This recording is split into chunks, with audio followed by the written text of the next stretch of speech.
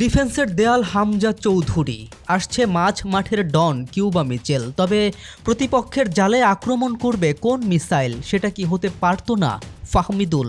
বাংলাদেশ ফুটবলে যেন বইছে সুবাতাস। বৃষ্টির পরে যেমন রং ধনুতে সাজে বিশাল এই আকাশ, ঠিক তেমনই কালো আধার কাটিয়ে ফুটবল যে ছুটেছে এক নতুন দিগন্তে, নতুন স্বপ্নের দিকে। সেই স্বপ্নের স্বপ্ন সারথি হতে চাওয়া যেন এখন বাংলাদেশি এবং প্রবাসী হাজারো ফুটবলারদের স্বপ্ন, যে স্বপ্ন পূরণ করতেই সুদূর ইতালি থেকে লাল সবুজের ক্যাম্পে যোগ দিয়েছিলেন ফাহমিদুল ইসলাম। হামজার দেয়া পাসগুলোকে সঠিক কাজে ব্যবহার করে মিসাইলের গতিতে প্রতিপক্ষের গোলে জড়ানোর কাজটা হয়তো সবচেয়ে ভালো করতে পারতেন ফাহমিদুল। দলের শক্তিমত্তা বাড়াতে নতুন এক বার্তা পেল টিম বাংলাদেশ। টিমে যোগ দিতে চান কিউবা মিচেল। তার মা একজন বাংলাদেশি আর বাবা জ্যামাইকান।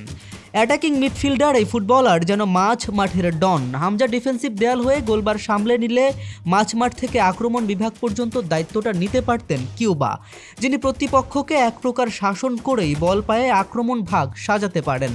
তারপরে হয়তো দরকার একজন ফিনিশার বা স্ট্রাইকারের, যেটার জন্য ফাহমিদুল হতে পারত সবচেয়ে ভালো পছন্দ।